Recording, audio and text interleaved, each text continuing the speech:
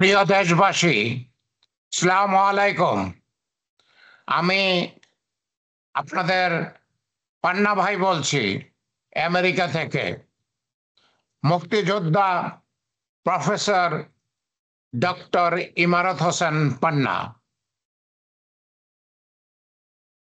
আমি আজকের এই ভিডিওটা করতেছি আগামীতে যে নির্বাচন আসতেছে সেই নির্বাচনের ব্যাপারে।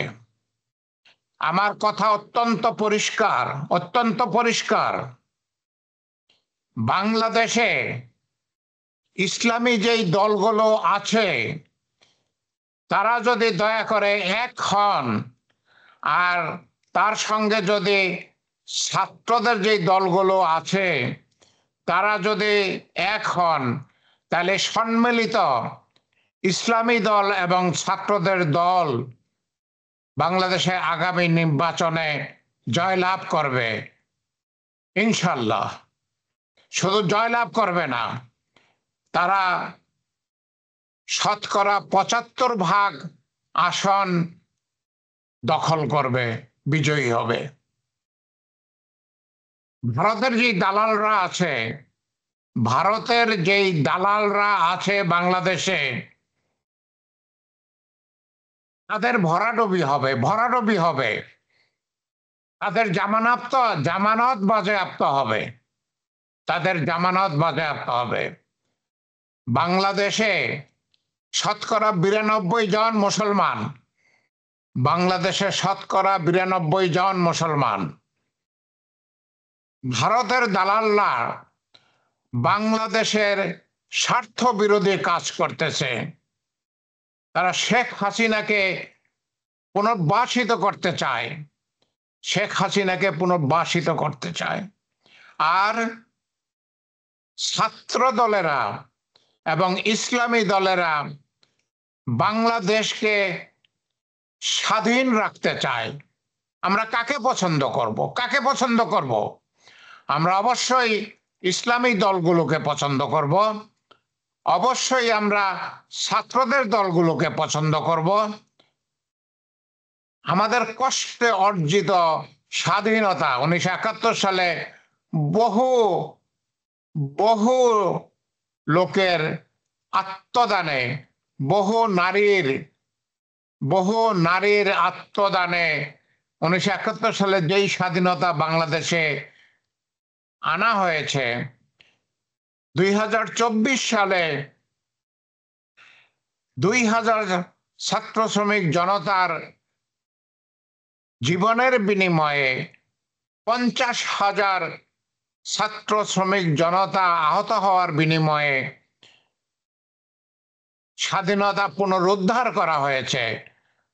আওয়ামী লীগ, শেখ হাসিনা স্বাধীনতাকে ধ্বংস করে ফেলছিল, ত্রাসের রাজত্ব কায়েম করেছিল, সন্ত্রাসের রাজত্ব কায়েম করেছিল, ফ্যাসিবাদের রাজত্ব কায়েম করেছিল। সেই হাসিনার নোংরা হাত থেকে ছাত্র শ্রমিক জনতা ২০২৪ সালে বাংলাদেশের স্বাধীনতা পুনরুদ্ধার করেছে। আজ জাতির সামনে এক সন্ধিক্ষণ সিদ্ধান্ত নেওয়ার সময়।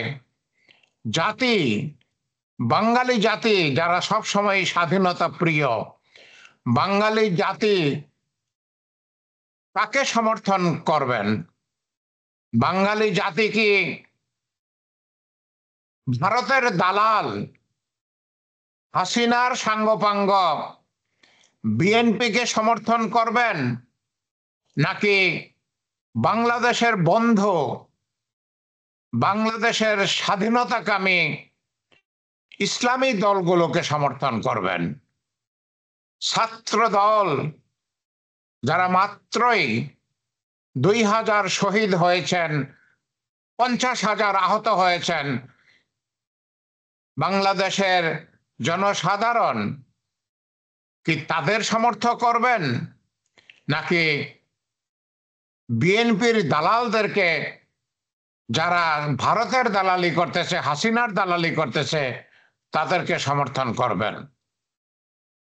শুনুন বাংলাদেশের ভাই ও বোনেরা, আমি মুক্তিযোদ্ধা পান্না। আমি 1971 সালের মুক্তিযোদ্ধা।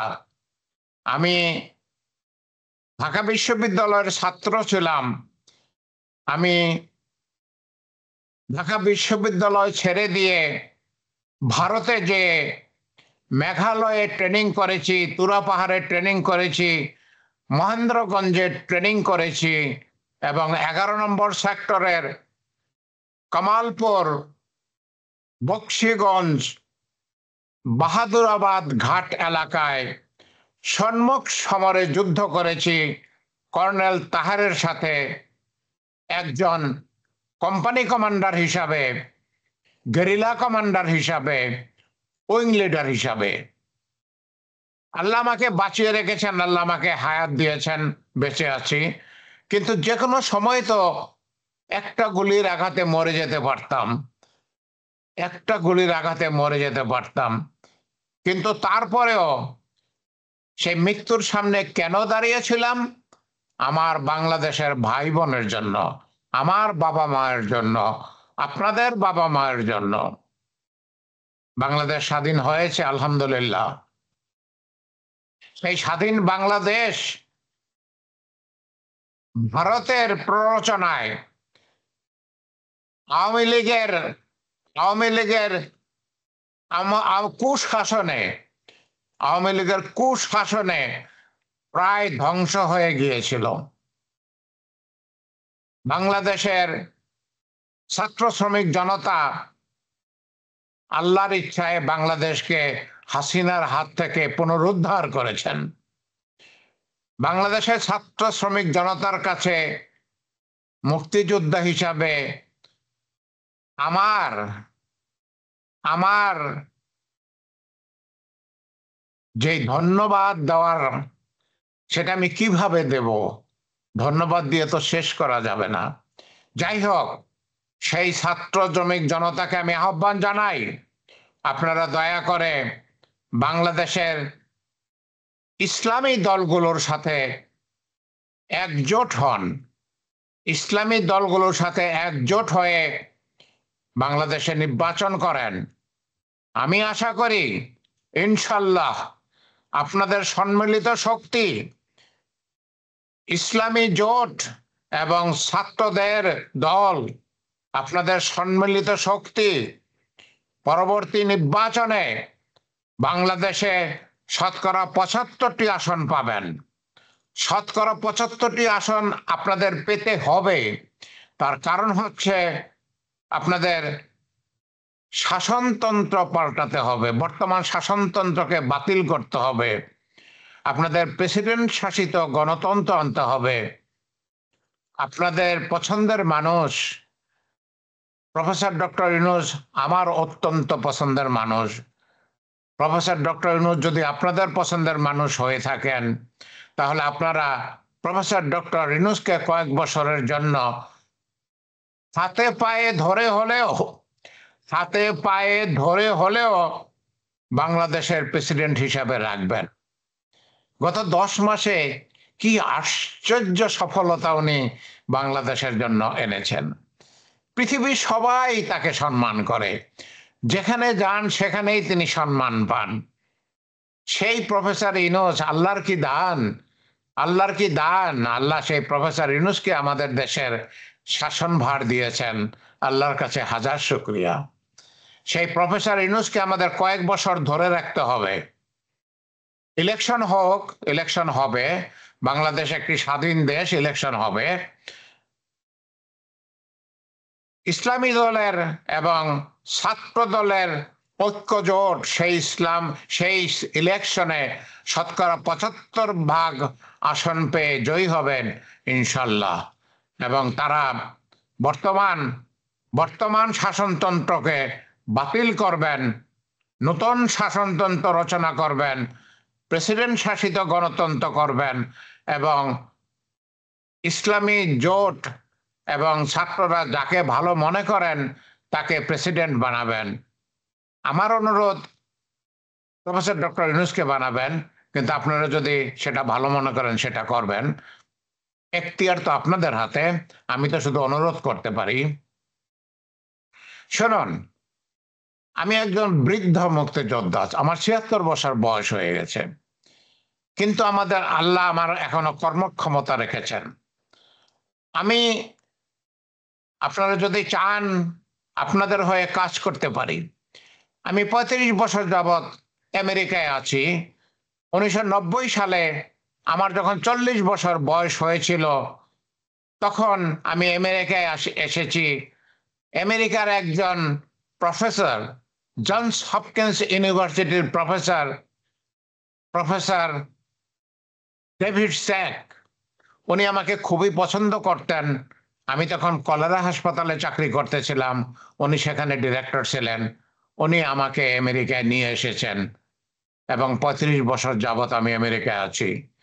আমি আমেরিকায় এসে নতুন করে, বাংলাদেশ থেকে আমি বিএস এমএস করে এসেছিলাম, আমেরিকায় এসে আমি নতুন করে বিএস এমএস পিএইচডি করেছি। আমি আমেরিকায় একটা সরকারি ইউনিভার্সিটির প্রফেসর, ইউনিভার্সিটি অফ মেরিল্যান্ড। আমি আমেরিকায় একটা আইটি কোম্পানির প্রেসিডেন্ট। আমি আমেরিকায় আজ ১৫ বছর যাবৎ একজন প্রফেসর ইউনিভার্সিটি অফ মেরিল্যান্ডে, ২৫ বছর যাবৎ একটা কোম্পানির প্রেসিডেন্ট। আল্লাহ আমাকে খুব ভালো রেখেছেন, আমার জন্য দোয়া করবেন। আমি আপনাদের জন্য দোয়া করি। কিন্তু যতই হোক, আমেরিকা আমি যতই সুখে থাকি, আমার বাংলাদেশ, যেই বাংলাদেশের জন্য আমি মৃত্যুর মুখে দাঁড়িয়েছিলাম, আমার বাংলাদেশের জন্য আমি কিছু করতে চাই। আপনারা যদি চান, আমি বাংলাদেশে চলে আসবো ইনশাল্লাহ। আপনাদের সাথে কাঁধে কাঁধ মিলিয়ে আমি বাংলাদেশের জন্য কাজ করব।